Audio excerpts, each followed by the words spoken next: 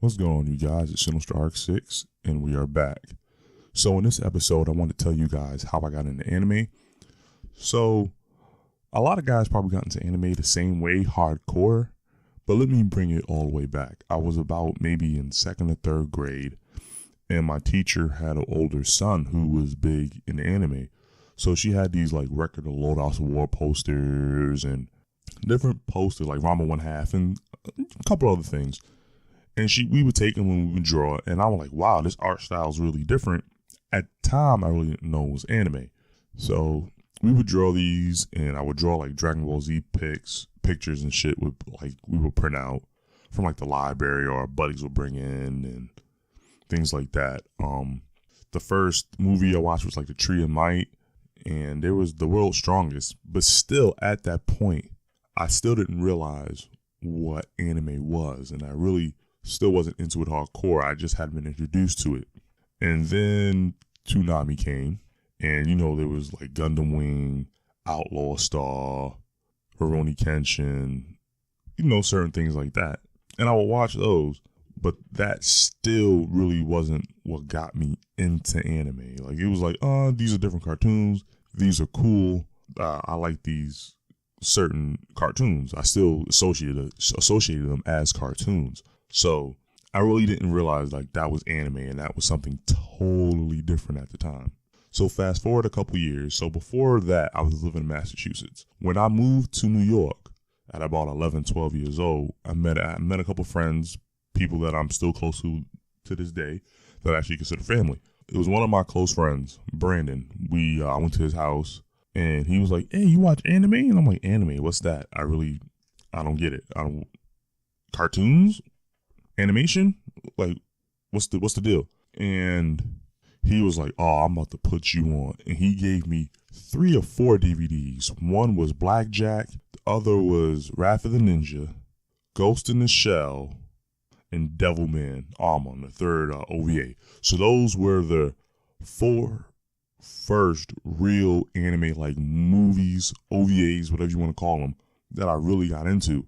And it was such a different variety between, all 4. One was like a medical drama. The other, Wrath of the Ninja, it was like a pretty much a ninja movie taking place back in, I think, the Oda realm with Nobunaga, if I remember correctly.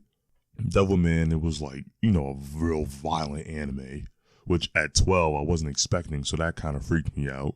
And what was the 4th one? Blackjack. The 4th one slipped my mind, but it was just such different. They were just on, each one was on a different side of the spectrum. So that really was like, wow, I can't believe that. So once I watched those 4, I went to school. I think like because he gave it to me on a Friday. So that Monday I was like, yo, I need more. And then I started. This is when like people really started getting computers in their homes.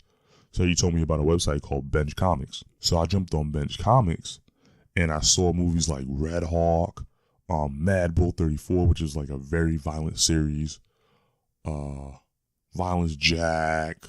I started watching Princess Mononoke, Fist of the North Star, just so many different anime series. And then once I started getting to those, Adult Swim really started. I still really started watching Adult Swim. And then that's when I got introduced to like Lupin the Third, Kakaider, Cyborg 009, Big O, Inuyasha. And that kind of transformed my world.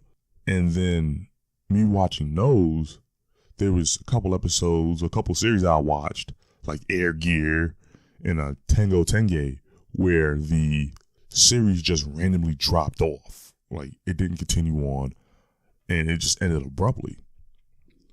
So I'm like, yo, what the hell is this? Like, where are the episodes? What's going on? Like, why didn't it finish? And another good friend of mine, who Trav, if you're watching this, hit me up. I ain't see you or hear from you in years, but he was like, the reason why they do that is that they want you to actually pick up the manga. So they have the anime to kind of ease you into it, and they drop off, and they pretty much say, if you want to finish the story or you want to figure out what's going on, you have to read the manga. So the next thing you know, I'm running up in Barnes and Nobles, picking up just manga, just as much manga as I can. And it wasn't even the series that I was watching on TV. It was just random stuff. Like I picked up the Battle Royale manga, which is, I had no clue what I was getting into when I picked those up. And I was like, this shit is crazy. I wasn't expecting that. I wasn't ready for that. And that kind of is what broke me into manga too. So watching, just think about it. The little bit of anime I was exposed to as a kid when I was like 8, 9, which I really didn't realize was manga, which kind of was anime, which led into me really getting some like OVAs and other things under my belt, and then jumping into manga. So one led into the other, and it just brought in, it kind of like it kind of blossomed into my nerddom, which continues to this day. Because now that I'm an adult, I can afford these things. I don't care what anybody thinks. So I don't care if people see me reading manga or playing video games and things like that. Because where I grew up, you were kind of ridiculed for doing this quote unquote nerdy stuff, which is going to be another video, but I don't even want to get into that. But like I said, like to this day, I still watch anime. I still watch manga, even more than ever, because I'm an adult. I know where to find these things. I have the money and the income to actually watch these things. And then with the internet being so big as it is today, I can talk to other people in different anime groups or manga groups on Instagram where they recommend different series and shows. I'm able to go on like different websites like Kiss Anime and other places and watch anime like I never even watched before, or I thought about watching but I didn't have access to as a kid. There was, like, for instance, there was a show, if you're from New York, you know what I'm talking about. It's the MNN Network. It's like the Manhattan Neighborhood Network or something like that. And there was a show on Saturday nights. It came on once a month, where the guy would just talk about different animes that he would recommend for you to watch. So there was one night he talked about Please Save My Earth. He talked about Magic Users Club, Read or Die, Shaman King, which is on its 20th anniversary, which I didn't even realize. And there was a couple others I couldn't think of, but those were the main ones.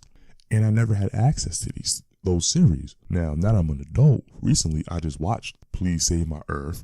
I'm about to start Read or Die. I watched a couple of different Gundam series I didn't have access to as a kid.